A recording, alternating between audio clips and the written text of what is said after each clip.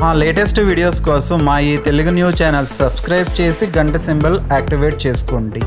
July 5న జ్యేష్ఠ అమావాస్య రాబోతుంది. జ్యేష్ఠ అమావాస్యకే ఏరువాక అమావాస్య అని పేరు. ఈసారి ఈ అమావాస్య శుక్రవారంతో కలిసి వచ్చింది. ఇలా శుక్రవారం అమావాస్య కలిసి వస్తే దానినే శుక్ర అమావాస్య అని అంటారు.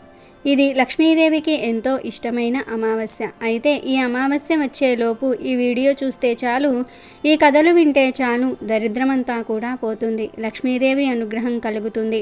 ఒక్క నిమిషంలో అపర కుబేరులుగా మారిపోతారు. మీకు ఉన్న కష్టాలన్నీ కూడా పోతాయి. రాజయోగం పడుతుంది. ఎంతో అదృష్టం ఉన్న వారే ఈ కథలను వినగలుగుతారు. శుక్ర అమావాస్యలోపు ఈ కథలు వింటే జన్మల పాపాలు పోయి కోటి జన్మల పుణ్యం వస్తుంది. ఇక మీకు అన్ని శుభాలే జరుగుతాయి. మట్టి రైతుకు ఆశ, మట్టి రైతుకు జీవనం, మట్టి రైతు బ్రతుకుకు భరోసా, మట్టిపైనే తన జీవితం ఆధారం. కాబట్టి మట్టికి రైతుకు ఎంతో విడదీయరాని బంధం ఉంది. ఈ బంధాన్ని ఎప్పటికీ ఎవరూ విడదీయలేరు. ఆ మట్టిని నమ్ముకునే తన బ్రతుకు ప్రారంభిస్తాడు. అదే మట్టిలోనే కలిసిపోతాడు. అందుకే మట్టిని ప్రతి ఏడాది రైతు ఏదో ఒక విధంగా పూజిస్తూనే ఉంటాడు. అలాంటి వాటిల్లో ఒకటి మట్టి ఎద్దుల అమావాస్య. అమావాస్యకే మట్టి ఎద్దుల అమావాస్య అని, ఏరువాక అమావాస్య అని పేరు. ఈ రోజు మట్టి బసవన్నలకు అంటే మట్టితో ఎద్దుల బొమ్మలు చేసి ప్రత్యేక పూజలు చేస్తారు. ఇలా మట్టి ఎద్దులను పూజిస్తే పంటలు బాగా పండుతాయి, వర్షాలు బాగా కురుస్తాయి, రైతుల ఆరోగ్యాలు కూడా బాగుంటాయని నమ్మకం. ఏరువాక పౌర్ణమి తర్వాత వచ్చే అమావాస్యనే మట్టి ఎద్దుల అమావాస్య, ఏరువాక అమావాస్య అని అంటారు. దీనిని రైతులు ఒక పండుగలాగా చేసుకుంటూ ఉంటారు. వానలు కురవటము, విత్తు వేసుకునే తరుణంలో ఈ పండుగ వస్తుంది. ఈరోజు పిండి వంటలు వండి మంచిగా పూజలు చేస్తారు. పూజ పూర్తయిపోయిన తర్వాత మట్టి ఎద్దులను ఇళ్లకు తీసుకుని వెళ్ళి ఇళ్లల్లో దూలాలు పైకప్పులపై ఏడాదంతా ఉంచుతారు. కొందరు ఎద్దు బొమ్మలను నదుల్లో నిమజ్జనం చేస్తారు. కొన్ని గ్రామాల్లో ఆలయ గోపురాలు ఆలయ ప్రాంగణాల్లోనూ కొలువు చేస్తారు. ఈ మట్టి ఎద్దుల తయారీలో ఎలాంటి రసాయనాలు వాడరు. మట్టితోనే విగ్రహాలు చేస్తారు. మొత్తానికి ఈ పండుగను సంక్రాంతి పండుగ కన్నా ఘనంగా నిర్వహిస్తారు. మట్టి ఎద్దులనే ఎందుకు పూజిస్తారంటే రైతన్నలకు ఎద్దులకు మంచి సంబంధం ఉంటుంది. రైతుకు 4 వేళ్ళు నోట్లోకి వెళ్తున్నాయి అంటే అందుకు కారణం ఎద్దులు. అవి లేకుంటే పంట అనే మాట కూడా వినిపించదు. కాడెద్దులను రైతన్నలు నడిచే దైవాలుగా భావించి ఈ మట్టి ఎద్దుల అమావాస్య పండుగను నిర్వహిస్తారు. ముందుగా ఏరువాక అమావాస్య సందర్భంగా ఎవరి బాధ్యతను వారు ఎందుకు నిర్వర్తించాలో తెలిపే ఈ పురాణ కథను వింటే చాలు, దరిద్రం వదిలిపోతుంది. కురుక్షేత్ర యుద్ధం ముగిసింది. యుద్ధంలో పాండవులదే పైచేయిగా నిలిచింది. కానీ శత్రు సమూహంలోని ఎందరినో తన స్వహస్తాలతో చంపాలన్న బాధ మాత్రం ధర్మరాజులో ఉండిపోయింది. ఎవరు ఎంతగా చెప్పినా కూడా ఆయన మనసులోని ఆ దుగ్ధ తీరలేదు. దాంతో స్వయంగా వ్యాధ్యవ్యాసుడే ధర్మరాజును ఓదార్చే ప్రయత్నం చేశాడు. ధర్మరాజు ఎవరి ధర్మాన్ని వారు పాటించినప్పుడే ఈ లోకం సుభిక్షంగా ఉంటుంది. అందుకు ఉదాహరణగా సుద్యుమ్నుడు అనే ఒక రాజు పాలనలో జరిగిన కథ చెప్తాను విను అంటూ ఇలా చెప్పసాగాడు. పూర్వం శంకుడు, లిఖితుడు అనే 2 సోదరులు ఉండేవారు. వాళ్ళిద్దరూ కూడా గొప్ప తపస్సంపన్నులే, త్రికరణ శుద్ధిగా ధర్మానికి కట్టుబడిన వారే. వారిద్దరూ కూడా బహుదా నదీ తీరంలో ఆశ్రమాలను నిర్మించుకుని జీవిస్తూ ఉన్నారు. ఒకరోజు లిఖితుడు తన అన్నగారి ఆశ్రమంలోనికి అడుగుపెట్టాడు. ఆ సమయంలో శంకుడు ఆశ్రమంలో లేడు. అన్నగారి కోసం వేచి చూస్తూ లిఖితుడు అక్కడక్కడే పచార్లు చేయసాగాడు. ఇంతలో అతని దృష్టి ఆ ఆశ్రమంలో విరగగాసిన పండ్ల చెట్టు మీదకు పోయింది. నిగనిగలాడిపోతున్న ఆ పండ్లను చూడగానే అతనికి నోరూరింది. వెంటనే కొన్ని పండ్లను కోసుకుని తినసాగాడు. ఇంతలో శంకుడు ఆశ్రమంలోనికి రానే వచ్చాడు. తమ్ముడి చేతిలో ఉన్న పళ్ళను చూసి అవెక్కడివని అడిగాడు. నీ ఆశ్రమంలోనివే అన్నయ్య అంటూ లిఖితుడు బదులు చెప్పాడు.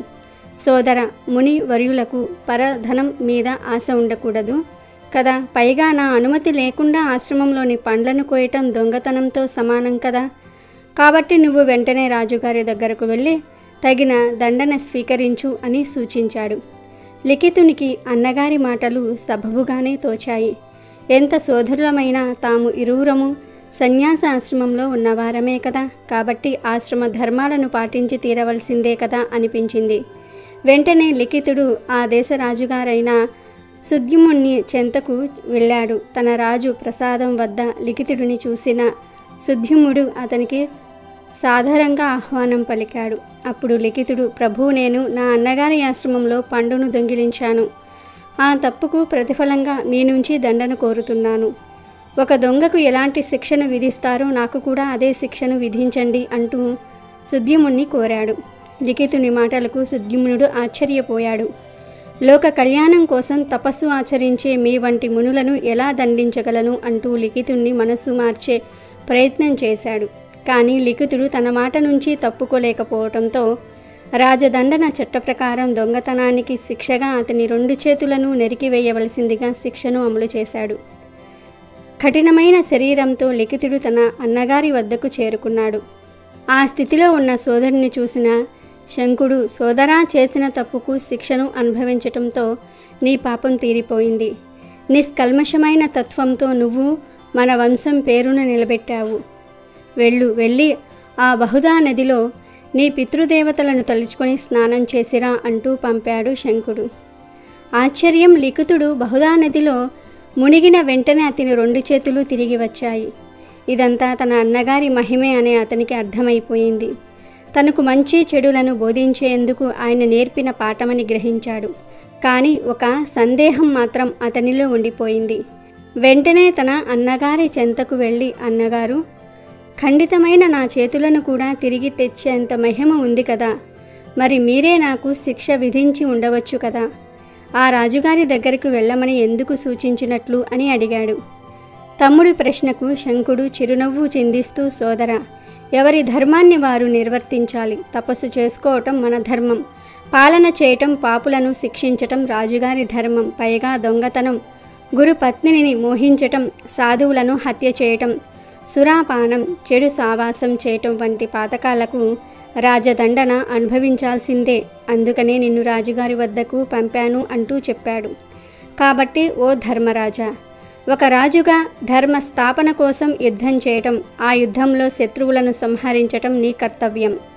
ఆ కర్తవ్యంలో భాగంగానే నీవు శత్రువులను వధించావు కాబట్టి నీకు ఎలాంటి పాపము అంటదు. ఇక నీ బాధ్యతను నిర్వర్తించినందుకు క్షోభపడటంలో ఔచిత్యం ఏముంది అంటూ వ్యాసుడు ధర్మరాజును ఓదార్చాడు. ఈ కథ విన్నాక చిన్నపాటి దొంగతనం కోసం చేతులను ఖండించేంత శిక్ష, అన్నగారు మళ్ళీ తలుచుకోగానే చేతులు తిరిగి వచ్చాయా లాంటి ప్రశ్నలు రావటం సహజం. కానీ ఈ కథ చెప్పే నీతి అది కాదు. ఎలాంటి వారికైనా పరధనం మీద ఆశ ఉండకూడదని ఈ కథ చెప్తుంది. అది సొంత సోదరిని సొంతైనా కానీ అతని అభిష్టానికి వ్యతిరేకంగా దాన్ని సొంతం చేసుకోకూడదన్న సూచన వినిపిస్తుంది. రాజు అనేవాడు దేశంలోని రాజ్యాంగాన్ని అనుసరించి ధర్మాన్ని పాటించాలన్న హితవు ఉంది. అన్నిటికీ మించి ఎవరి బాధ్యతను వారు సక్రమంగా నిర్వర్తిస్తే సమాజం స్థిరంగా ఉంటుందన్న బోధ కనిపిస్తుంది. ఈ అమావాస్య రోజు కూడా వట సావిత్రి వ్రతం చేస్తారు. ఈ వ్రతాన్ని పౌర్ణమి రోజు చేయాలి. ఆ రోజు కుదరని వారు ఈ అమావాస్య రోజు కూడా చేసుకోవచ్చు. ఆ వట సావిత్రి వ్రత కథను వినటం వలన సర్వ శుభాలు కలుగుతాయి, దీర్ఘ సుమంగళి యోగం కలుగుతుంది. ఒకసారి మార్కండేయుడు చెప్పగా రామకథను విన్న ధర్మరాజు రాముని పరాక్రమము, సీతా పాతివ్రత్యానికి అబ్బురపడ్డాడు. అప్పుడు ధర్మరాజు మార్కండేయుని చూసి, మహర్షి, సీతాదేవిలా పతివ్రతలు ఇంకా ఉన్నారా అని అడిగాడు. మార్కండేయుడు ధర్మరాజుకు ఇలా చెప్పసాగాడు. ధర్మరాజా, పూర్వం మద్రదేశాన్ని అశ్వపతి అనే రాజు పరిపాలిస్తూ ఉండేవాడు. అతనికి సంతానం లేనందున సావిత్రీదేవిని 18 సంవత్సరాలు భక్తితో సేవించాడు. ఒకనాడు సావిత్రీదేవి ప్రత్యక్షమై అశ్వపతిని ఏమి వరం కావాలో కోరుకో అని అడిగింది.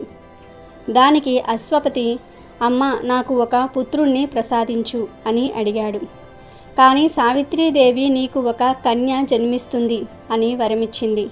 అప్పుడు అశ్వపతి సావిత్రీదేవితో, అమ్మ, నిన్ను భక్తితో కొలిచాను, నా కోరిక మన్నించి నీవు వచ్చావు, నా కోరిక తీరాలి కదా అని అడుగుతాడు. దానికి సావిత్రీదేవి, రాజా, నీ కోరిక గురించి బ్రహ్మదేవునితో చర్చించాను, ఆయన నీకు కూతురు కలుగుతుంది అని నిర్దేశించాడు. ఆజ్ఞ ఉల్లంఘనీయము. నీ పుత్రిక కారణంగా నీకు 9 కుమారులు కలుగుతారు అని చెప్పి అంతర్ధానమైంది. కొన్ని రోజుల తర్వాత అశ్వపతికి ఒక కుమార్తె జన్మించింది. ఆమె పేరు సావిత్రి.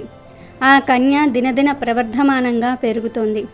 అశ్వపతి సావిత్రికి యుక్త వయసు రాగానే ఆమెకు పెళ్లి చేయాలని నిర్ణయించుకున్నాడు.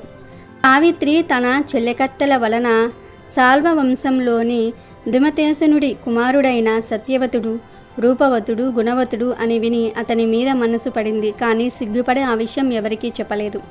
ఒకరోజు నారదుడు అశ్వపతి వద్దకు వచ్చాడు.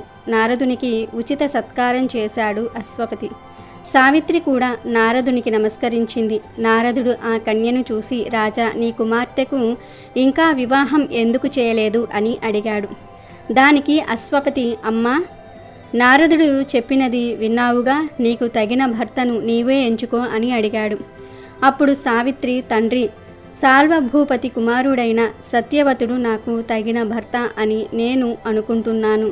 అని ఆ సాల్వభూపతి విధివశాత్తుగా కళ్ళు పోగొట్టుకున్నాడు. శత్రువుల వలన రాజ్యం పోగొట్టుకొని అడవులలో నివసిస్తూ ఉన్నారు. అయినా నేను సత్యవతున్నే వివాహం చేసుకుంటాను అన్నది. ఆ మాటలు విని అశ్వపతి నారదునితో, మహర్షి, సత్యవతుని గుణగణాలు ఎలాంటివి అని అడిగాడు. దానికి నారదుడు, రాజా, అతడు ఎప్పుడూ సత్యం పలుకుటచే అతనికి సత్యవతుడనే సార్థక నామధేయం వచ్చింది. అతని అసలు పేరు త్రాస్వుడు. బుద్ధిలో బృహస్పతి వంటివాడు, శౌర్యంలో దేవేంద్రుని మించినవాడు, తేజస్సులో చంద్రుడు, అందంలో అశ్వినీ దేవతల వంటివాడు. సమము, దమము, బ్రాహ్మణ భక్తి అతనికి ఎక్కువగా ఉన్నాయి. కానీ అతడు అల్పాయుష్కుడు. 1 సంవత్సరంలో చనిపోతాడు. వివాహమైన 1 సంవత్సరంలో మరణిస్తాడు అన్నాడు. ఇదంతా విని అశ్వపతి కుమార్తెతో, అమ్మ, నీకు అల్పాయుష్కుడైన భర్త ఎందుకు, వేరే ఒకరిని వరించు అన్నాడు. కానీ సావిత్రి మాత్రం, తండ్రి, త్రికరణలో మనసు ప్రధానం కదా, ఆ మనసు సత్యవతుణ్ణి వరించింది. అతను ఎలాంటి వాడైనా నాకు అతనితోనే వివాహం జరిపించండి. నేను వేరెవరిని వరించను. ఇదిని మనోబలంతో ఎదుర్కొంటాను. మార్గాంతరం చూపమని నారదుణ్ణి వేడుకుంటుంది. అప్పుడు నారదుడు సావిత్రికి బాల త్రిపుర సుందరి త్రిరాత్రి వ్రతాన్ని బోధిస్తాడు. తర్వాత నారదుడు అశ్వపతితో, రాజా, నీ కుమార్తె గుణవంతురాలు. ఆమె మనసు మార్చటం సాధ్యం కాని పని. ఆమెను సత్యవతునికిచ్చి వివాహం జరిపించు. ఈమె చేసిన పుణ్యం వలన సత్యవతుడు దీర్ఘాయుష్మంతుడు కాగలడు అని దీవించి వెళ్ళాడు. నారదుని ఆనతి మేరకు సావిత్రికి సత్యవంతునికి పెళ్లి చేద్దాం అనుకుంటాడు అశ్వపతి. దాంతో వివాహ సంబరాలతో అడవిలో ఉన్న భూపతి వద్దకు వెళ్ళాడు. భూపతి అశ్వపతిని తగు రీతిలో సత్కరించాడు. అప్పుడు అశ్వపతి భూపతిని మహారాజుతో, ఈమె నా కుమార్తె సావిత్రి, ఈమెను నీ కోడలుగా స్వీకరించుము అన్నాడు. దానికి భూపతి, అయ్యా, మేము రాజ్యం కోల్పోయి అడవులలో ఉన్నాము.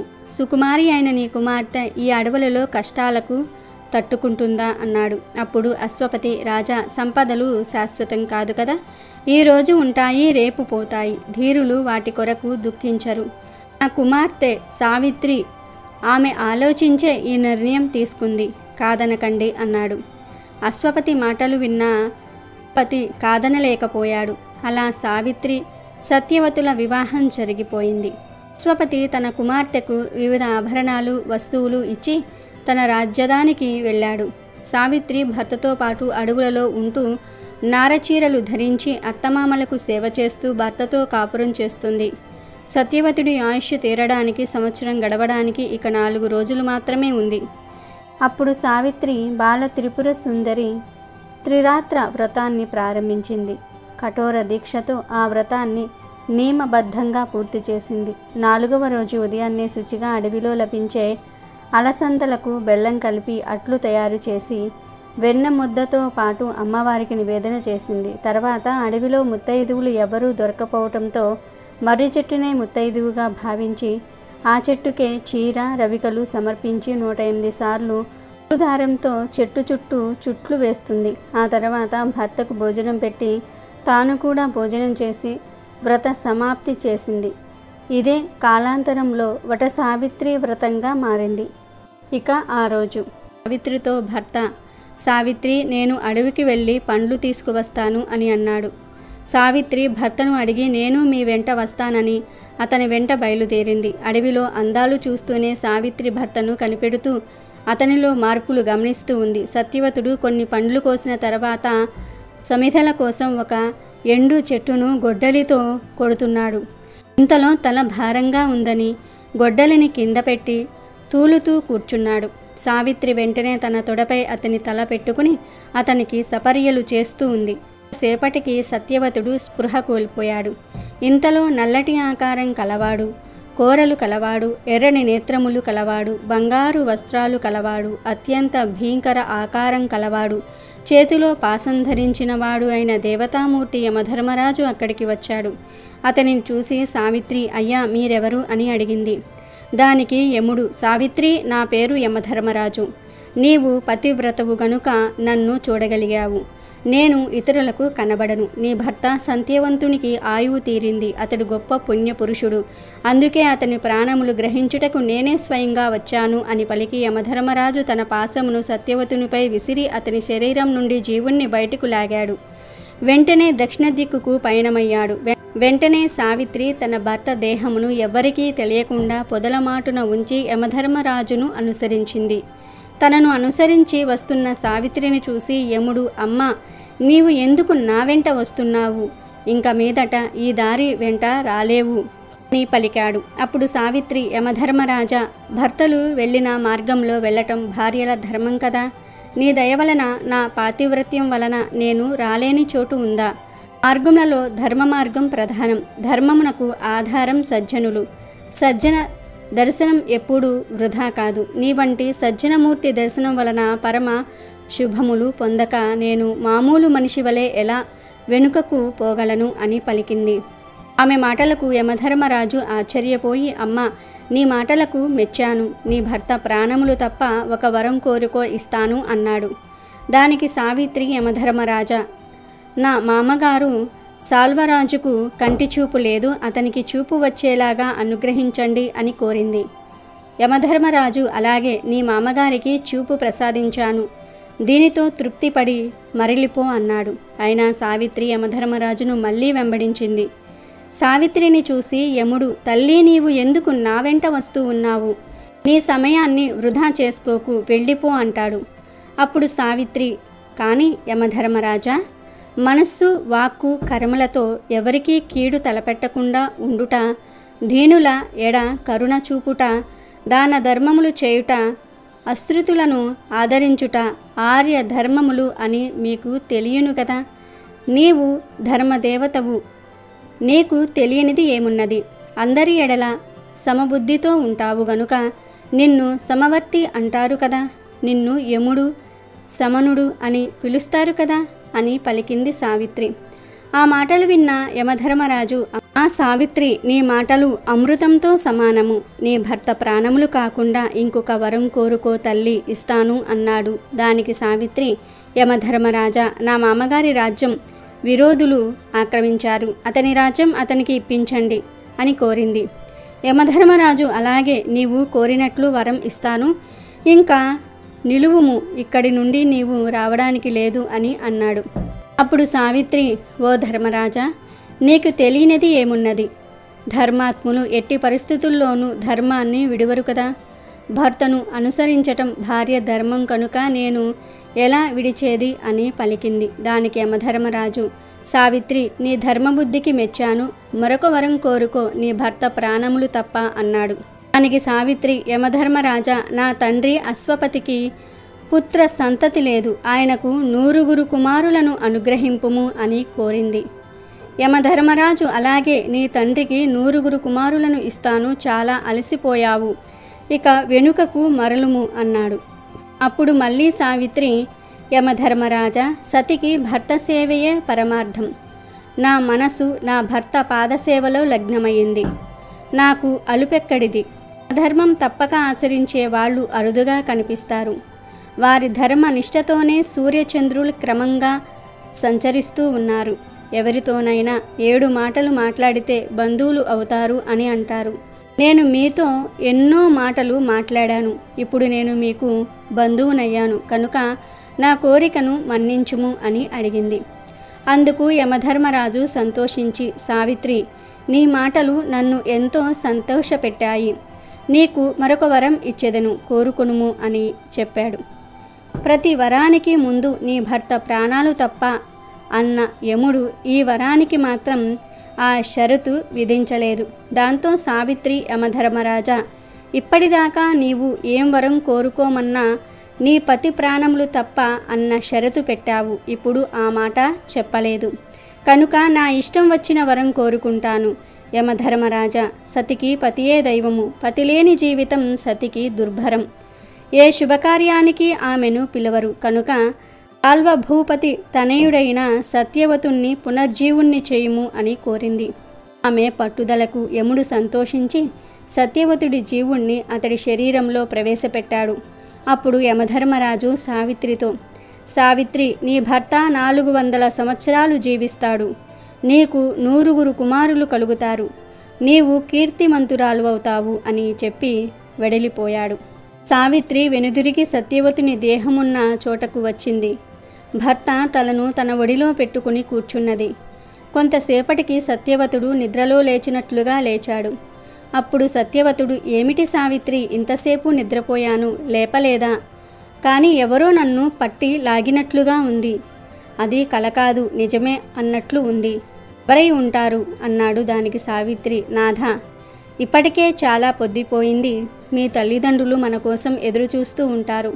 వెంటనే ఆశ్రమానికి వెళ్ళాలి అని ఇద్దరూ కూడా ఆశ్రమానికి వెళ్ళారు. ఇప్పటికే భూపతికి చూపు వచ్చింది. ఎదురుగా కుమారుడు కనిపించక పరితపిస్తున్నారు. వారు రాగానే ఆలస్యానికి కారణం అడిగారు. సత్యవతుడు తనకు తలనొప్పి రావటము, పడుకోవటం, ఎవరో మహానుభావుడు కనిపించటం వరకు చెప్పాడు. అప్పుడు సావిత్రి, మామగారు, నా భర్త సత్యవతునికి ఈరోజు మరణం అని చెప్పారు కదా, అందుకని నేను నా భర్తతో అడవికి వెళ్ళాను. అప్పుడు నా భర్త స్పృహ తప్పి పడిపోయాడు. యమధర్మరాజు నా భర్త ప్రాణములు తీసుకుపోతూ ఉండగా నేను అతనిని వెంబడించాను. అతనిని స్తుతించి అతని కృపను పొంది 4 వరాలు పొందాను. అందులో చివరిది నా భర్త ప్రాణములు, మరొక వరం తమకు చూపు వచ్చుట, మరొక వరం మీ రాజ్యం ప్రాప్తించుట, ఇంకొక వరం నా తండ్రికి వారసులు కలుగుట, 4వది నా భర్త ప్రాణములు అన్నది. ఆ మాటలు విన్న సాల్వభూపతి, అమ్మ, ఆపస్సమయంలో ఉన్న మమ్మల్ని నావలా ఆదుకున్నావు, నీ పుణ్య చరితము కీర్తినీయము అన్నాడు. తరువాత సాల్వభూపతి అంతరంగికులు వచ్చి వారి శత్రువులు వారిలో వారు కలహించుకొని మరణించారని, ధూమతేజనుడి రాజ్యపాలన చేయమని కోరారు. ధూమతేజనుడు తిరిగి రాజయ్యాడు. సత్యవతుడు యువరాజయ్యాడు. సావిత్రి సమస్త రాజభోగములు అనుభవించింది. కనుక ధర్మరాజా, పతివ్రత అయిన ద్రౌపది కూడా నీకు సావిత్రి వలె శుభములు చేకూరుస్తుంది అని చెప్పి మార్కండేయుడు తిరిగి తన ఆశ్రమానికి వెళ్ళాడు. అలాగే జ్యేష్ఠ అమావాస్య సందర్భంగా అన్నదానం చేయటం వలన ఎలాంటి ఫలితం వస్తుందో తెలిపే ఈ పవిత్ర కథను వింటే పట్టిందల్లా బంగారమవుతుంది. పూర్వం కాశీ క్షేత్రంలో రామశాస్త్రి, సీతమ్మ అనే బ్రాహ్మణ దంపతులు ఉండేవారు. వేళగాని వేళ తన ఇంటికి ఎవ్వరు వచ్చినా వాళ్లను తను ఎరుగకపోయినా సరే ఆదరించి భోజనం పెట్టేవాడు రామశాస్త్రి. ఒకవేళ ఇంటికెవ్వరూ రాకపోతే వీధి వెంట పోయే వాళ్లను పిలిచి అన్నం పెట్టేవాడు. ఇలా చాలా కాలం గడిచింది. ఒకనాడు ఆయనకు అన్నదానం వల్ల వచ్చే పుణ్యం ఎలాంటిదో తెలుసుకోవాలని బుద్ధి పుట్టింది. అదే ప్రశ్నను ఎవరిని అడిగినా సమాధానం చెప్పలేకపోయారు. కానీ ఒక సాధువు రామశాస్త్రితో అన్నదాన మహిమ చాలా గొప్పది, దానిని వర్ణించాలంటే కాశీ అన్నపూర్ణకు తప్ప ఇతరులకు సాధ్యం కాదు. నీకు తెలుసుకోవాలని ఉంటే స్వయంగా ఆ అన్నపూర్ణాదేవినే అడిగి తెలుసుకోండి అని సలహా ఇచ్చాడు. అన్నపూర్ణ అంటే కాశీ విశ్వేశ్వరుని భార్య అయినటువంటి పార్వతీదేవి అన్నమాట. ఆవిడకు కూడా అన్నదానం అంటే ఎంతో ఆసక్తి. అందుకనే కాశీలో ఎవ్వరికీ అన్నం లేకుండా పోదు. సాధువు చెప్పిన మాటలు విని రామశాస్త్రి కాశీ వెళ్ళి గంగా ఒడ్డున కూర్చుని పార్వతీదేవి గురించి గాఢంగా తపస్సు చేయటం ప్రారంభించాడు. కొన్నాళ్లకు దేవి అతని తపస్సుకు మెచ్చుకుని ప్రత్యక్షమై నీకేం కావాలి అని అడిగింది. దానికి రామశాస్త్రి సంతోషంతో ఉప్పొంగిపోయి అమ్మకు సాష్టాంగ నమస్కారం చేసి అన్నపూర్ణాదేవి నాకేమీ కోరిక లేదు, కానీ అన్నదాన మహిమ ఎటువంటిదో తెలుసుకోవాలని తపస్సు చేశాను. ఈ సంగతి మీరే చెప్పాలి కానీ ఇతరుల వల్ల కాదు అని తన మనసులో ఉద్దేశం వెల్లడించాడు. అప్పుడు దేవి అతనితో, నీకు అన్నదాన మహిమ తెలియాలి అంటే నేను చెప్పటం కాదు, అది నీవు తెలుసుకునే ఉపాయం చెప్తాను విను. హిమవత్ పర్వతం దగ్గర హిమవతమును ఒక పట్టణము ఉన్నది. ఆ పట్టణాన్ని ఏలుతున్న రాజుకు పిల్లలు లేరు.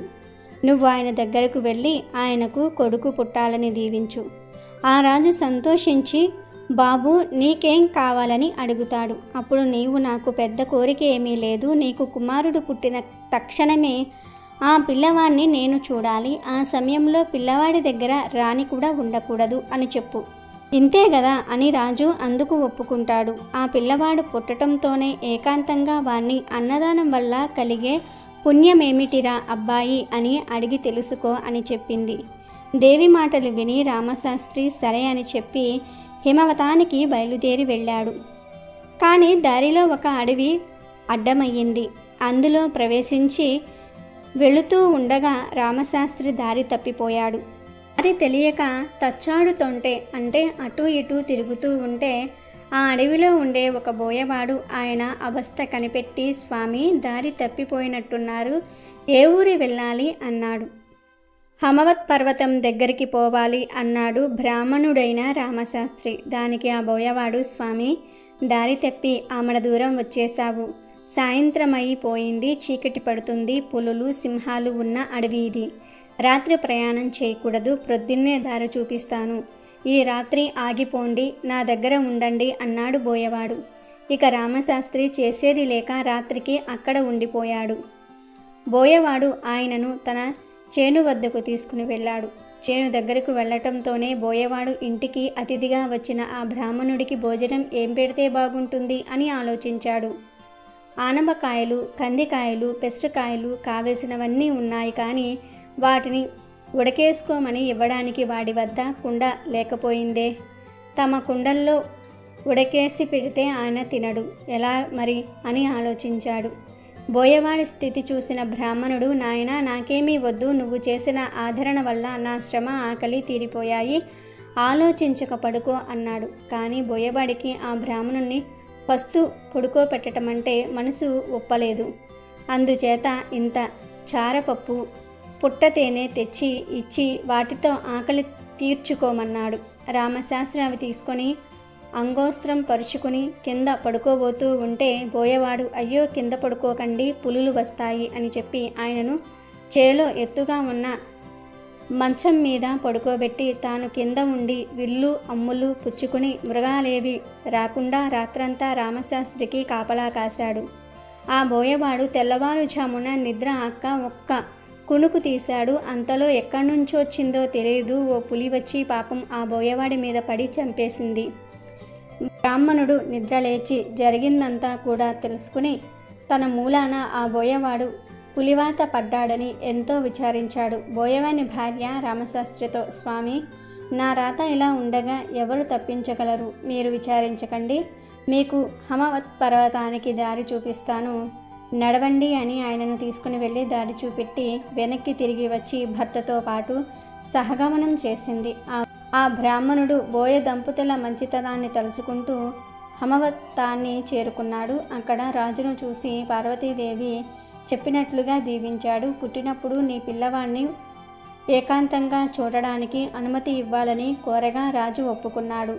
రాజుగారి భార్య 9 నెలలు మోసి చందమామ లాంటి పిల్లవాణ్ణి కన్నది. బ్రాహ్మణుడు ఎవరూ లేకుండా చూసి ఆ పిల్లవాణ్ణి అన్నదానం వల్ల కలిగే ఫలమేమిటో చెప్పు అని అడిగాడు. అప్పుడే పుట్టినది శిశువైనప్పటికీ పెద్దవానికి వలె ఆ పిల్లవాడు బ్రాహ్మణుడితో ఇలా అన్నాడు, 10 నెలల క్రితం మీరు ఈ పట్టణానికి వస్తూ అడవిలో దారి తప్పిపోతే మిమ్మల్ని తీసుకుని వెళ్ళి చారెడు చారపప్పు, పుట్ట తేనె ఇచ్చిన బోయవాణ్ణి నేనే. ఈ మాత్రపు దానానికి ఈ రాజుగారికి కుమారుడై పుట్టి రాజ్యమేలబోతూ ఉన్నాను.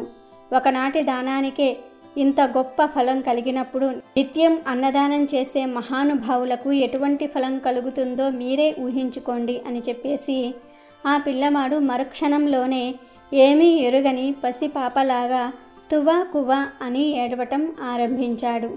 బ్రాహ్మణుడు చాలా ఆశ్చర్యపడి తన ఊరు తిరిగి వచ్చి జరిగిందంతా కూడా భార్యతో చెప్పాడు. ఆ దంపతులు అప్పట్నుంచి అన్నదానం చేస్తూ ధన ధాన్య పుత్ర పౌత్రాభివృద్ధి కలిగి సుఖంగా జీవించసాగారు. అమావాస్య శుక్రవారంతో కలిసి వస్తుంది. శుక్ర అమావాస్య సందర్భంగా లక్ష్మీదేవిని నిర్లక్ష్యం చేస్తే ఏం జరుగుతుందో తెలిపే ఈ పవిత్ర కథను వింటే చాలు మీ జీవితం అద్భుతంగా మారిపోతుంది. పూర్వకాలంలో కృష్ణాపురంలో రామయ్య సుశీల అనే దంపతులు ఉండేవారు. రామయ్యది వ్యవసాయ కుటుంబం. 2 కొడుకులు, 2 కుమార్తెలు. ఉన్న కొద్దిపాటి పొలాన్ని సాగు చేస్తూ దానిపై వచ్చే ఆదాయంతో ఆ కుటుంబం జీవిస్తూ ఉన్నారు. పిల్లలు వయస్సు పెరుగుతున్న కొద్దీ ఇంటి ఖర్చులు పెరగసాగాయి. మగపిల్లలిద్దరూ పాఠశాలలకు వెళ్ళేవారు. ఆడపిల్లలు చిన్నవారు. ఆదాయం పెరక్కపోవటంతో ఇల్లు గడవటం కష్టంగా ఉండేది. అలాగని ఏదైనా వ్యాపారం చేసి మరికొంత సొమ్ము సంపాదించుదామంటే రామయ్యకు ఏ వ్యాపారమూ రాదు. వచ్చే ఆ కొద్దిపాటి సొమ్ముతో ఎలాగో అలాగా నెట్టుకు వస్తూ ఉన్నాడు. సుశీల ప్రతినిత్యం క్రమం తప్పకుండా శ్రీ మహాలక్ష్మి అష్టోత్తరాన్ని పఠించేది.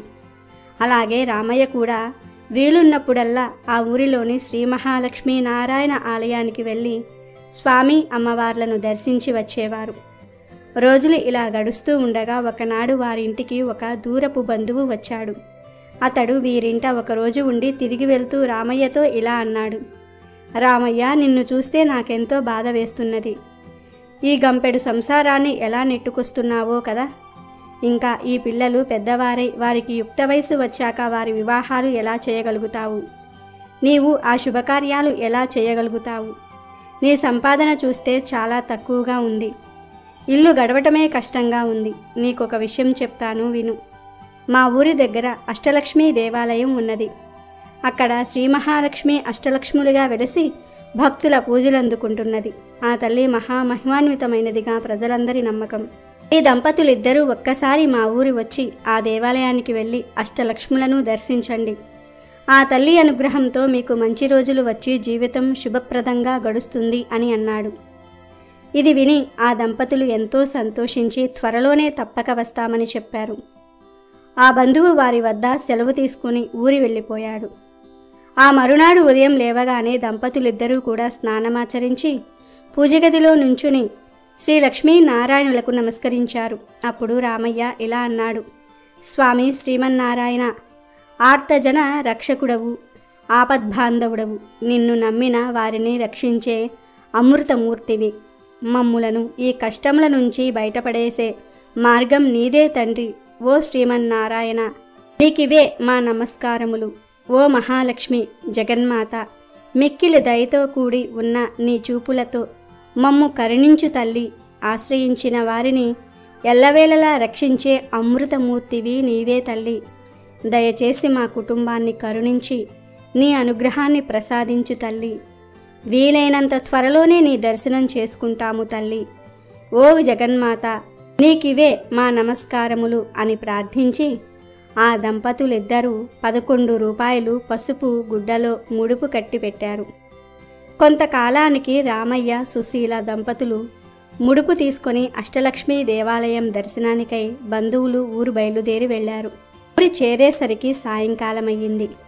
రాత్రి బంధువుల ఇంట నిద్రించి ఉదయాన్నే నిత్య కృత్యాలు తీర్చుకుని అష్టలక్ష్మి దేవాలయానికి చేరుకున్నారు. సాక్షాత్తు ఆ శ్రీ మహాలక్ష్మికి నిలయమై ఉన్నందువలన ఆ ఆలయం ఎంతో సుందరంగా ఉంది. అద్భుతమైన ఆ దేవాలయ సౌందర్యం చూసి ఆ దంపతులిద్దరూ ఎంతో ఆనందపడ్డారు. అఖిలలోక సౌందర్యవతి సుమనోహరి శ్రీమన్నారాయణి ప్రియ సఖి అయిన శ్రీ మహాలక్ష్మి అష్టలక్ష్ముల రూపంలో కొలువున్న ఆ దేవాలయం ఎంతో దివ్యమైన శోభను సంతరించుకోవటంతో ఆశ్చర్యమేసింది. శ్రీలక్ష్మీనారాయణులను ప్రార్థిస్తూ ఆ దంపతుల ఆలయంలోనికి ప్రవేశించారు. అది శ్రావణమాసం కూడా కావటం చేత ఆలయమంతా ఎంతో దివ్యంగా అలంకరించబడింది. ఆలయ స్తంభాలకు అద్భుతమైన పుష్పాలు చక్కగా అలంకరించబడ్డాయి. మామిడాకుల తోరణాలు ఎంతో చక్కటి శోభను తీసుకువస్తున్నాయి. ఎటు చూసినా రంగురంగుల పుష్పాలతో కంటికి ఎంతో ఆహ్లాదకరంగా కనిపిస్తూ ఉన్నది. ఆ ఆలయ అద్భుత శిల్పకళ సౌందర్యానికి రామయ్య, సుశీల దంపతులిద్దరూ ఎంతో మురిసిపోయారు. తనివి తీరా ఆ ఆనందాన్ని ఆస్వాదిస్తున్నారు. ఆలయ మండపంలో ఒక మహాపండితుడు శ్రీ మహాలక్ష్మి వైభవాన్ని ఇలా దివ్యంగా వర్ణిస్తున్నాడు. ఓ భక్తజనులారా, ముల్లోకాలను ఎల్లవేళలా రక్షించే శ్రీ మహాలక్ష్మి బ్రహ్మదేవుని వద్ద సరస్వతిగా, శ్రీమన్నారాయణుని వద్ద శ్రీ మహాలక్ష్మీదేవిగా, పరమేశ్వరుని వద్ద పార్వతిగా బాసిల్లుతున్నది. ఆ తల్లిని కొలిచిన వారికి సర్వ సంపదలు కలుగుతాయి, సర్వ ఐశ్వర్యాలు లభిస్తాయి, దేనికి కొదువ ఉండదు, సంపూర్ణ ఆరోగ్యం కలుగుతుంది. ప్రతి నిత్యం ఆ తల్లిని స్మరించిన, కీర్తించిన సర్వ శుభాలు కలుగుతాయి. ఆ రోజంతా జయప్రదంగా గడుస్తుంది అని చెప్తున్నాడు. రామయ్య దంపతులు ఆ పండితుడు చెప్పిన విశేషాలన్నీ కూడా విని అక్కడి నుండి బయలుదేరి ముందుగా ఆదిలక్ష్మి ఆలయం వద్దకు వచ్చారు. అద్భుత తేజస్సుతో ప్రకాశిస్తూ ఉన్న ఆ తల్లికి నమస్కరించి అటు తర్వాత ధాన్యలక్ష్మి వద్దకు వచ్చారు. ధాన్యలక్ష్మిని ఎన్నో విధాలా స్తుతించి తర్వాత ధైర్యలక్ష్మి, గజలక్ష్మి, సంతానలక్ష్మి, విజయలక్ష్మి, విద్యాలక్ష్మి, ధనలక్ష్ములను దర్శించారు. ఎంతో దివ్యమైన తేజస్సుతో, అద్భుతమైన పట్టు వస్త్రాలతోనూ, రకరకాల దివ్య ఆభరణాలతోనూ అష్టలక్ష్ములందరూ కూడా ఎంతో అద్భుతంగా దర్శనం ఇచ్చారు. రామయ్య దంపతులు అష్టలక్ష్ములను ఎన్నో విధాలా స్తుతించి తమను కరుణించవలసిందిగా ప్రార్థించారు. ఆలయం నుండి వెలుపలకు వచ్చే ముందు రామయ్య ఒక్కసారి కన్నులు మూసుకొని శ్రీ మహాలక్ష్మిని ప్రార్థిస్తూ మనసులో ఇలా అనుకున్నాడు. ఓ జగన్మాత, ఓ శ్రీ మహాలక్ష్మి, నీవు నన్ను కరుణించి అంతులేని ఐశ్వర్యం అనుగ్రహిస్తే నేను మా ఊరిలో తప్పకుండా నీ అష్టలక్ష్మి స్వరూపాలతో అద్భుతమైన ఆలయాన్ని నిర్మిస్తాను తల్లి అని అనుకున్నాడు. అటు తర్వాత దంపతులిద్దరూ కూడా తిరిగి తమ ఊరు చేరుకున్నారు. శ్రీ మహాలక్ష్మి తల్లి అనుగ్రహం వలన రామయ్య కుటుంబం మంచి అభివృద్ధిని సాధించింది. కుమారులిద్దరికీ మంచి చదువులు కలిగి ఉన్నత ఉద్యోగాలు లభించాయి. కుమార్తెలకు మంచి వరులతో వివాహాలు జరిగాయి. స్నేహితులు కొంతమంది సహాయం చేయగా రామయ్య 2-3 వ్యాపారాలు ప్రారంభించాడు. ఆ శ్రీ మహాలక్ష్మి తల్లి అనుగ్రహం వలన ఆ వ్యాపారాలన్నీ కూడా ఎంతో అభివృద్ధి చెందాయి. ఎన్నో లాభాలు వచ్చాయి. చుట్టుప్రక్కల గ్రామాలలో రామయ్య అంతటి ధనవంతుడు లేడని ప్రజలు చెప్పుకునేవారు. ఇంత సంపద రావటంతో తాను ఆ రోజున శ్రీ అష్టలక్ష్మి దేవాలయం కట్టిస్తానని ఆ జగన్మాతకు ఇచ్చిన మాట మరిచాడు రామయ్య. ధన సంపాదనలో పడి భగవంతుణ్ణి స్మరించటం కూడా మరిచాడు. తమకిచ్చిన మాట తప్పినందుకు అష్టలక్ష్ములకు ఆగ్రహం కలిగింది. ఎంతో వెలిగిపోతున్న ఆ కుటుంబంలో ఎన్నో సమస్యలు రాసాగాయి. ఆదిలక్ష్మి అనుగ్రహం కోల్పోవటంతోనే రామయ్యకు వ్యాపారం మీద పట్టు సడలింది. తన సరుకు అమ్ముడు పోవటం కష్టంగా మారింది. తాను ఎంత నాణ్యమైన సరుకు విక్రయించినా కొనేవారు లేక వ్యాపారంలో నష్టం రావటం మొదలయ్యింది. వ్యాపారాలు ఇలా ఉండగా ధాన్యలక్ష్మి అనుగ్రహం కోల్పోవటంతో పంట సరిగ్గా రాలేదు. అకాల వర్షాలు వచ్చి అంతా నీటిలో కొట్టుకుపోయింది. అటు వ్యాపారం సరిగ్గా లేక ఇటు పంట కూడా చేతికి రాక రామయ్య నానా కష్టాలు పడసాగాడు. ఇదిలా ఉండగా ధైర్యలక్ష్మి కూడా ఆగ్రహించటం చేత తనలో ఇన్ని రోజుల నుండి ఉన్న ధైర్యం కూడా సన్నగిల్లింది. వ్యాపారం దెబ్బతిన్నప్పటికీ, పంట కోల్పోయినప్పటికీ మరలా వచ్చే సంవత్సరం పుంజుకోవచ్చునని అనుకున్నాడు. కానీ ఎప్పుడైతే ధైర్యలక్ష్మి కూడా ఆగ్రహించిందో రామయ్య ధైర్యం మొత్తం కోల్పోయాడు. ఏ పని చేయలేకపోయాడు. ఏదో తెలియని నిరాశ రామయ్యను ఆవహించింది. కొన్ని రోజులకు గజలక్ష్మికి కూడా రామయ్యపై ఆగ్రహం కలిగింది. అక్కడితో రామయ్య అప్పుల పాలయ్యాడు. తాను ఉన్న ఇంటిని కూడా తాకట్టు పెట్టవలసి వచ్చింది. ఆ విధంగా అష్టలక్ష్ములైన ఆదిలక్ష్మి, ధనలక్ష్మి, ధైర్యలక్ష్మి, గజలక్ష్మి, సంతానలక్ష్మి, విజయలక్ష్మి, విద్యాలక్ష్మి, ధాన్యలక్ష్ముల ఆగ్రహానికి గురైన వాడై రామయ్య అనేక కష్టాలు పడ్డాడు. చివరికి ఒకనాడు ఇల్లు కూడా అప్పుల వారి పరమై ఒక అద్దె ఇంట్లో నివసింపసాగాడు. ఎంతో వైభవంగా బ్రతికిన ఆ ఊరిలో తాను ఎందుకు కొరగాని బికారివాణిలాగా బ్రతకవలసి వచ్చిందని చింతించాడు. ఇదంతా తన పూర్వజన్మ కర్మఫలం అని తలచాడు. అంతే తప్ప తాను అష్టలక్ష్ములకు ఇచ్చిన మాట నిలబెట్టుకోనందువలనే ఇది జరిగిందని గ్రహించలేకపోయాడు. కాలం ఇలా గడుస్తూ ఉండగా ఒకసారి ఆ ఊరికి ఒక సాధువు వచ్చాడు. అతడు ఎంతో మహిమ గలవాడని, ఎవరి జాతకమైనా ఎంతో నిక్కచ్చిగా చెప్పగలడని ఊరంతా చెప్పుకున్నారు. ఆ మాట విన్న రామయ్య దంపతులు ఒకనాడు ఆ సాధువు వద్దకు వెళ్ళి తమ పరిస్థితిని కూడా విన్నవించారు. వీరి మాటలన్నీ కూడా సావధానంగా విన్న ఆ సాధువు కన్నులు మూసుకొని కొద్దిసేపు ధ్యానం చేసి ఏదో స్మరించిన వాడే కన్నులు తెరిచి రామయ్య దంపతులతో ఇలా అన్నాడు: నాయనలారా, శ్రీ మహాలక్ష్మి అనుగ్రహం కోల్పోవటం వల్లనే మీకు ఈ గతి పట్టింది. నీవు ఒక్కసారి నీ బంధువు ఊరు వెళ్ళినప్పుడు అక్కడ ఉన్న అష్టలక్ష్మి ఆలయానికి వెళ్ళి ఆ తల్లులందరినీ కూడా దర్శించి వారికి ఒక అద్భుత ఆలయం మీ ఊరిలో కూడా కట్టిస్తానని మొక్కుకున్నావు. కానీ ఎంతో ధనం సంపాదించిన తర్వాత నీవు కాలక్రమేణా ఆ మాట మరిచిపోయావు. ఆ తల్లులందరూ కూడా నిన్ను అనుగ్రహించటం వలనే నీవు వ్యాపారంలో ఎంతో లాభాలు ఆర్జించటం జరిగింది. నీ పంటలన్నీ కూడా ఎంతో ఎక్కువ దిగుబడిని ఇచ్చాయి. కానీ నీవు ఈ విషయం గ్రహించక ఆ అష్టలక్ష్ముల ఆగ్రహానికి గురైనావు. ఆడిన మాట తప్పటం వలన నీకు ఈ దుస్థితి పట్టింది అని అన్నాడు. అప్పుడు రామయ్య ఆ సాధువుతో, స్వామి, ఇప్పుడు నాకు గుర్తుకు వచ్చింది. నేను మా ఊరిలో అష్టలక్ష్మి దేవాలయం కట్టిస్తానని అన్నమాట నిజమే. కానీ నాకు ఐశ్వర్యం కలుగగానే కానరాని అహంకారంతో పడి ఆ తల్లులకు ఇచ్చిన మాట మరిచాను. ఇప్పుడు ఉన్న పరిస్థితుల్లో ఎలా తీర్చగలను? ఈ పరిస్థితి నుంచి బయటపడితే ఈసారి తప్పక నెరవేరుస్తాను. ఈ దుర్భర కష్టాల నుండి బయటపడే ఉపాయం చెప్పి మమ్ములను అనుగ్రహింపవలసింది అని ప్రార్థించాడు. అప్పుడు ఆ సాధువు వారితో ఇలా అన్నాడు: ఓ దంపతులారా, మీరు ఆ దేవాలయానికి వెళ్ళి అక్కడే 11 రోజులు నిద్రించి రోజు ఉదయాన్నే ఆలయ ఆవరణమంతా కూడా మీ చేతులతోనే శుభ్రం చేసి ఆ అష్టలక్ష్ములను సేవించండి. అప్పుడు మీకు ఆ తల్లుల అనుగ్రహం కలిగి తిరిగి మీ పూర్వ వైభవం మీకు కలుగుతుంది అని అన్నాడు. ఆ మాటలు విన్న రామయ్య దంపతులు అలాగే చేస్తామని చెప్పి ఆ సాధువుకు నమస్కరించి అతని వద్ద సెలవు తీసుకొని తమ ఇంటికి వెళ్ళారు. రామయ్య దంపతులిద్దరూ మరునాడే బయలుదేరి ఆ ఊరికి వెళ్ళి అక్కడ ఆలయం పక్కన ఉన్న ధర్మసత్రంలో బస చేశారు. ఆ ధర్మసత్రంలోనే 11 రోజులు ఉండి రోజూ ఉదయాన్నే లేచి త్వరగా కాలకృత్యాలు తీర్చుకుని ఆలయ ప్రాంగణమంతా కూడా చీపురు తీసుకుని శుభ్రంగా ఊడ్చేవారు. అటు తర్వాత నీళ్లు చల్లి సుశీల మంచి ముగ్గులు పెట్టేది. ఈ విధంగా ఆ అష్టలక్ష్ములను 11 రోజులు సేవించిన వారవటం చేత తిరిగి అమ్మవారి అనుగ్రహం పొందారు.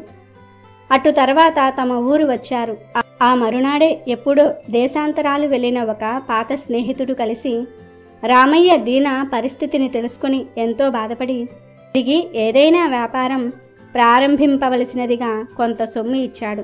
అది శ్రీ మహాలక్ష్మి అనుగ్రహం తప్ప మరి ఒకటి కాదని ఆ దంపతులు తలిచారు. జగన్మాత అనుగ్రహంతో కొద్ది రోజులలో వ్యాపారం ఎంతో అభివృద్ధి చెందింది.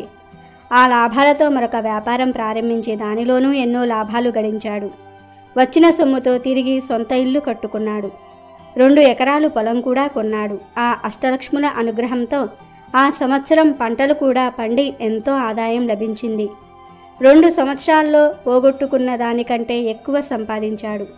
ఇక ఏమాత్రం ఆలస్యం చేయకూడదని తలచి పండితులను పిలిచి శ్రీ మహా అష్టలక్ష్మి ఆలయ శంకుస్థాపనకై శుభముహూర్తం నిశ్చయించాడు. శ్రీ మహాలక్ష్మి అనుగ్రహంతో ఆ ఆలయం కొద్ది రోజులలోనే ఎంతో అద్భుతంగా నిర్మితమైనది.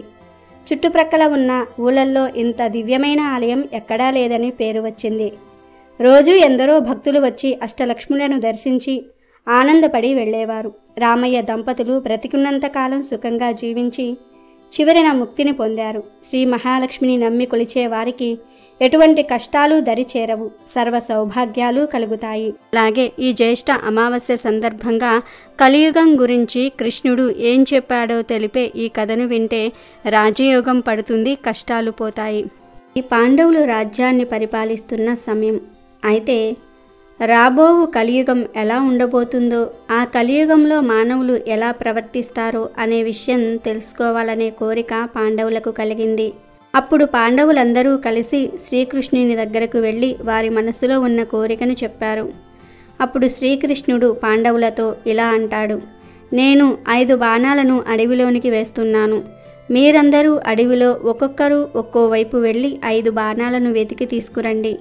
మీకు బాణం దగ్గర ఏదైనా కనబడితే వచ్చిన తర్వాత నాతో చెప్పండి. అప్పుడు నేను మీరు అడిగిన దానికి సమాధానం చెప్తాను అని అంటాడు.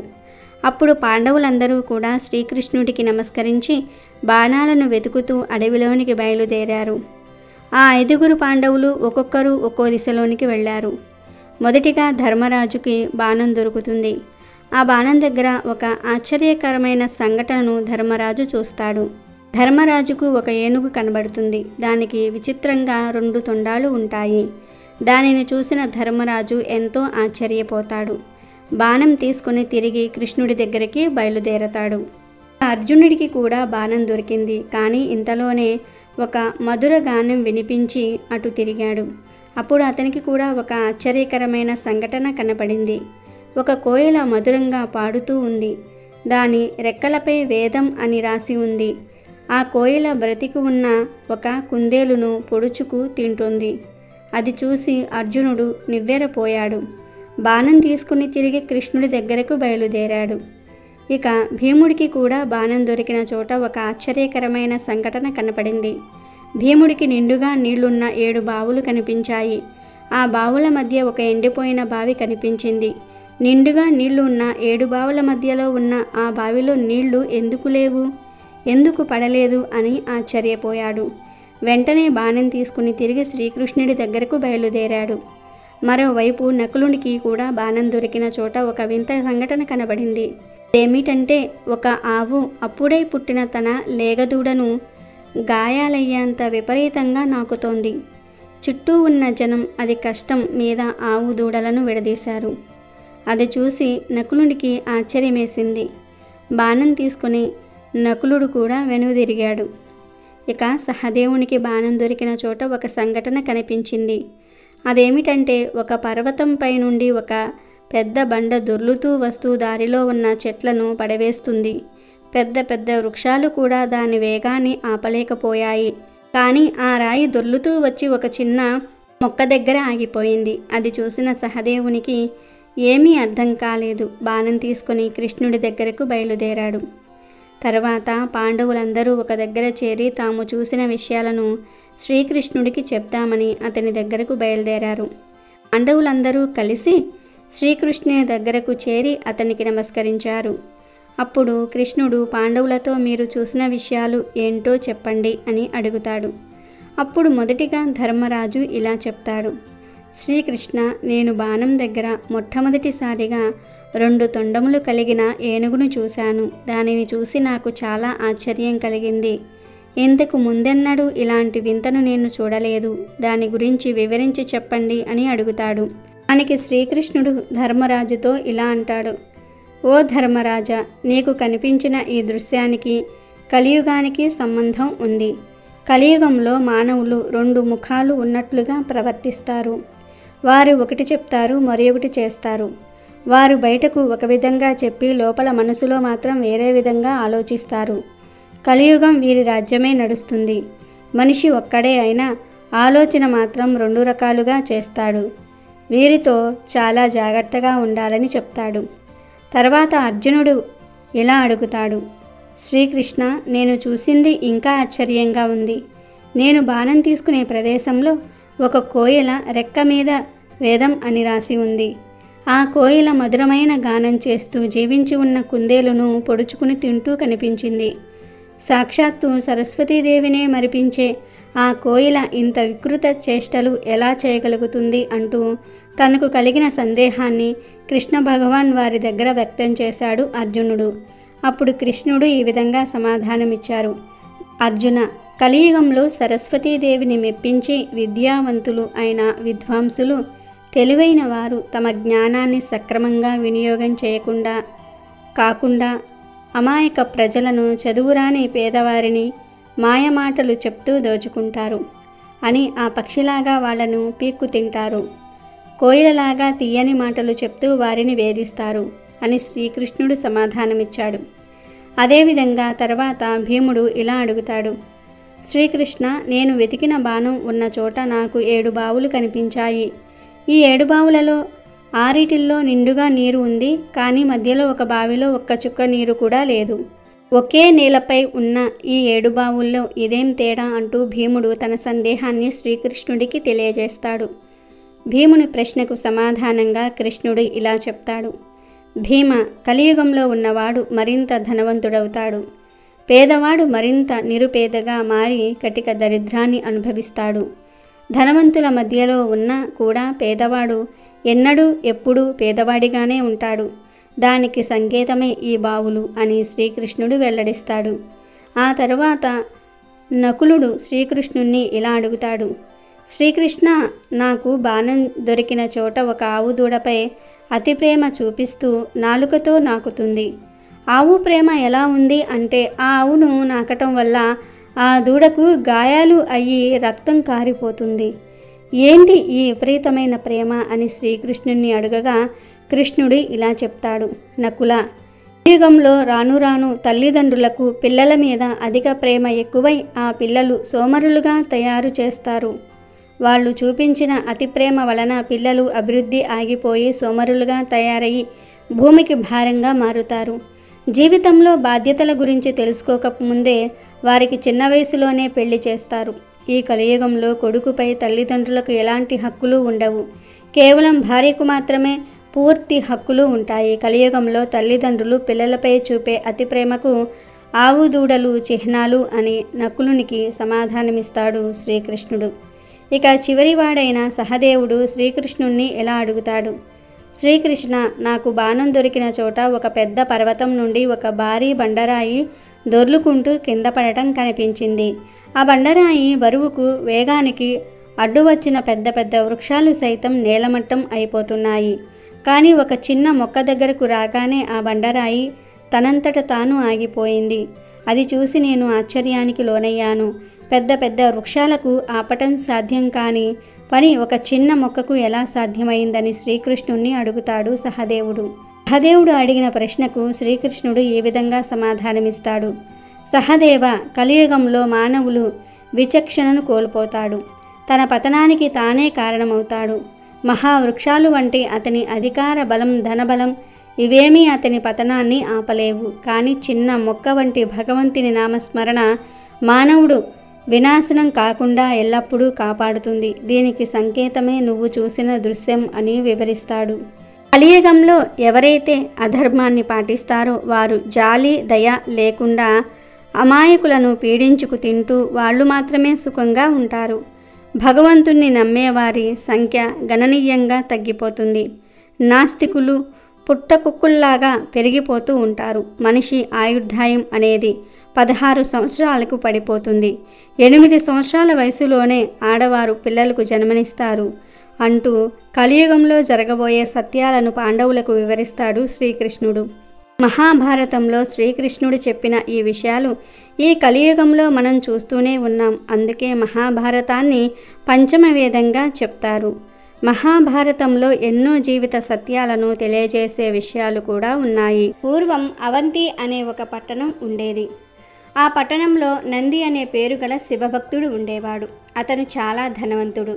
ఇతను ధనధాన్యాలను భోగభాగ్యాలను కలిగి ఉన్నప్పటికీ గర్వించకుండా ఎంతో భక్తి శ్రద్ధలతో నిత్యం శివ ఆరాధన చేసేవాడు. ఆ పట్టణానికి తూర్పు దిక్కున ఒక అడవి ఉండేది. ఆ అడవిలో ఒక శివలింగం వెలసింది. అది తెలుసుకున్న నంది అనే శివభక్తుడు అక్కడ గుడి కట్టాలని నిర్ణయించుకున్నాడు. అతడు శివభక్తుడు కాబట్టి తన దగ్గర ఉన్న ధనంతో అక్కడ గుడి కట్టాలని నిర్ణయించుకున్నాడు. ఎవరి సహాయం తీసుకోకుండానే అక్కడ దేవాలయాన్ని నిర్మించాడు. అదే దేవాలయంలో శివుడు నిత్యం పంచామృతాలతో పుష్పాలతో అభిషేకాలు నిర్వహిస్తూ పూజిస్తూ ఉండేవాడు. ఇలా కొద్ది కాలం గడిచిపోయింది. ఈ విధంగా నంది నిత్యము కూడా ఆ గుడిలో శివలింగానికి పూజను చేస్తూ ఉండేవాడు. ఇలా ఉండగా ఒకరోజు ఆ పట్టణానికి దగ్గరలో ఉన్న గ్రామంలో నివసించే వేటగాడు తన కుల వృత్తి ప్రకారంగా జంతువులను, పక్షులను వేటాడడానికి బయలుదేరాడు. అలా బయలుదేరి వెళ్తూ ఆ అడవిలోనికి ప్రవేశించాడు. అలా అడవిలో తిరుగుతూ అలసిపోయి ఇంటికి వెళ్ళే మార్గంలో అడవిలో ఉన్న శివాలయాన్ని చూశాడు. వెంటనే ఆ వేటగాడు ఆ శివాలయంలోనికి ప్రవేశించాడు. అక్కడ గుడిలోకి వెళ్ళి ఆ శివలింగాన్ని చూసిన వెంటనే వేటగాడికి ఏదో తెలియని భక్తిభావం కలిగింది. శివుణ్ణి పూజించడానికి ఆ అడవిలో అతనికి ఏమీ దొరకలేదు. అలా తిరుగుతూ ఉండగా ఒక సరస్సు అతనికి కనిపించింది. వెంటనే అతను నోటితో నీళ్లను తీసుకొని అక్కడ ఉన్న మారేడు ఆకులను కొన్నిటిని తీసుకుని ఆలయంలోనికి ప్రవేశించాడు. నంది అనే శివభక్తుడు శివలింగానికి పూజ చేసినందున ఆ శివలింగంపై ఉన్న పుష్పాలను తీసి పారవేసి తాను నోటితో తెచ్చిన నీటితో శివుణ్ణి అభిషేకించి మారేడు దళాలతో శివలింగాన్ని పూజించాడు. అంతేకాకుండా తాను వేటాడిన పక్షి మాంసాన్ని శివుడికి నివేదించి ప్రదక్షిణలు చేసి శివుణ్ణి నమస్కరించుకుని తన నివాసానికి తిరిగి వెళ్ళాడు. మరుసటి రోజు నంది శివలింగానికి పూజ చేయడానికి ఆ అడవిలోని గుడి దగ్గరికి వచ్చాడు. పూజ చేయడానికి తనతో పాటు ఒక బ్రాహ్మణుడిని కూడా తీసుకొని వచ్చాడు. వారిద్దరూ కూడా ఆలయంలోనికి ప్రవేశించగా అంతా అపరిశుభ్రంగా ఉంటుంది. ఇలా ఎవరు చేశారని నంది బాధపడి ఆ స్థలాన్ని శుభ్రం చేసి పూజను ముగించుకొని తన గృహానికి వెళ్తాడు. నంది వెళ్ళిన కొంతసేపటి తర్వాత కిరాతుడు అనే వేటగాడు ఆలయంలోనికి వచ్చి ఇంతకు ముందులాగా శివుణ్ణి పూజించి తన గృహానికి వెళ్ళిపోతాడు. మరుసటి రోజు నంది ఆలయానికి వచ్చేసరికి ఆలయమంతా కూడా అపరిశుభ్రంగా ఉండటం చూసి బాధపడి బ్రాహ్మణునితో చర్చిస్తాడు. ఆలయాన్ని ఎవరో పాడు చేస్తూ ఉన్నారని తెలుసుకుని గుడిలో ఉన్న శివలింగాన్ని నంది నెత్తిన పెట్టుకుని తన గృహానికి తీసుకుని వెళ్ళి తన ఇంట్లోనే శివుణ్ణి పూజించటం మొదలు పెడతాడు. శివలింగాన్ని తీసుకుని వెళ్ళినంత మాత్రాన ఆ పరమేశ్వరుడు ఆలయంలో లేకుండా పోతాడా? ఎప్పటిలాగానే వేటగాడు శివారాధన చేయడానికి గుడికి వెళ్తాడు. కానీ అతను గుడిలోనికి వెళ్ళి చూసేసరికి అక్కడ శివలింగం కనిపించకపోవడంతో కిరాతుడు విచారపడ్డాడు. అలా విచారిస్తూ ఉండగా ఒక ఆలోచన చేశాడు. స్వామి, నేను నీ కుమారుడు లాంటి వాడిని. నిన్ను ఎలా పూజించాలో నాకు తెలియదు. రత్నములతో పూజించడానికి నేను పేదవాడిని. పువ్వులతో పూజించడానికి నా దగ్గర పువ్వులు లేవు. నా హృదయాన్ని నీకు అర్పించి పూజను చేస్తాను. నా పూజలో ఏదైనా తప్పు ఉంటే నన్ను క్షమించు. అంతేగాని నీవు ఇలా కనిపించకుండా ఉండటం తగదు. నీవు కనిపించకపోతే నాకు లోకంతో పని లేదు. ఎప్పటిలాగే నాకు కనిపించి నా పూజను స్వీకరించి నన్ను మన్నించు అని ప్రార్థిస్తాడు. ఒకవేళ నీవు కనిపించకపోతే నీ ఎదుటే నిన్ను తలుచుకుంటూ నా ప్రాణాలను విడుస్తాను అని విచారిస్తాడు. అయినా పరమశివుడు ప్రత్యక్షం కాలేదు. ఇలా కొంత సమయం గడిచిన తరువాత ఆ కిరాతకుడు తన జీవితంపై విరక్తితో ఇక ఈ జన్మ నాకు అవసరం లేదని భావించి హరహర అంటూ తన దగ్గర ఉన్న కత్తితో తన శిరస్సును ఖండించుకున్నాడు. కిరాతుడి భక్తిని మెచ్చిన పరమేశ్వరుడు ప్రత్యక్షమయ్యాడు. తన శిరస్సును తనకు ఇస్తాడు. బ్రహ్మాది సకల దేవతలు పరమేశ్వరుని కీర్తించారు. నారదుడు శివగీతం పాడుతూ నృత్యం చేస్తూ వచ్చాడు. ఈ విధంగా ప్రకృతి అంతా కూడా ఎంతో రమణీయంగా సంతోషించింది. ఇంతలో శివభక్తుడు అయినటువంటి నంది కిరాతుడిని చూడడానికి ఆలయంలోనికి ప్రవేశించాడు. అతను ఆలయంలోనికి ప్రవేశించగానే పరమేశ్వరుడు ముందు చేతులు కట్టుకుని నిలబడ్డ కిరాతుడు అతనికి కనిపించాడు. మరుక్షణం ఆ నంది తాను చేసిన పనికి సిగ్గుపడి పరమేశ్వరుని భక్తితో ప్రార్థించి కిరాతుడిని కౌగిలించుకుని ఇలా అనసాగాడు. కిరాతక, నీ వలన నా జన్మ తరించింది. ఆ పరమేశ్వరుని చూసే అదృష్టం నాకు కలిగింది. నీవు చేసిన పనికి నిన్ను మూర్ఖునిగా భావించాను. నన్ను క్షమించు అను వేడుకున్నాడు. నిజమైన భక్తుడవు నీవే అని నంది కిరాతకుడిని అభినందించాడు. అప్పుడు ఆ పరమేశ్వరుడు నందిని చూసి, ఓ నంది, నీవు కూడా నాకు నచ్చిన భక్తుడవే. మీ ఇద్దరు సూర్యచంద్రులు ఉన్నంత వరకు నా వద్దనే ఉంటారు అని చెప్పి ఆ మహాశివుడు వారిద్దరినీ కూడా తీసుకుని కైలాసానికి వెళ్ళిపోతాడు. భగవంతుడిని పూజించడానికి జాతి, కుల, మత భేదాలు అనేవి ఏమీ ఉండవు. నిర్మలమైన భక్తితో నిశ్చలమైన మనస్సుతో పూజించటం వలన ఆ మహాశివుడు ప్రసన్నమవుతాడు. భగవంతునిపై మనసు లగ్నం చేసి సమాజంలో మంచి బ్రతికి ఇతరులకు హాని కలిగించకుండా మంచి చేసే వారిని ఆ శివుడు అనుగ్రహిస్తా ఉన్నాడు. కాబట్టి శుక్ర అమావాస్య లోపు ఈ వీడియో చూస్తే చాలు, ఈ కథలు వింటే చాలు. దరిద్రమంతా కూడా పోతుంది. లక్ష్మీదేవి అనుగ్రహం కలుగుతుంది. ఒక్క నిమిషంలో అపర కుబేరులుగా మారిపోతారు. మీకు ఉన్న కష్టాలన్నీ కూడా పోతాయి. రాజయోగం పడుతుంది. ఎంతో అదృష్టం ఉన్న వారే ఈ కథలను వినగలుగుతారు. శుక్ర అమావాస్యలోపు ఈ కథలు వింటే జన్మల పాపాలు పోయి కోటి జన్మల పుణ్యం వస్తుంది. ఇక మీకు అన్ని శుభాలే జరుగుతాయి. అమెజాన్లో బెస్ట్ డిస్కౌంట్స్ కోసం వీడియో డిస్క్రిప్షన్లో లింకు ఉంది, చూడండి. అలాగే మా టెలిగ్రామ్ ఛానల్ సబ్స్క్రైబ్ చేసుకోండి.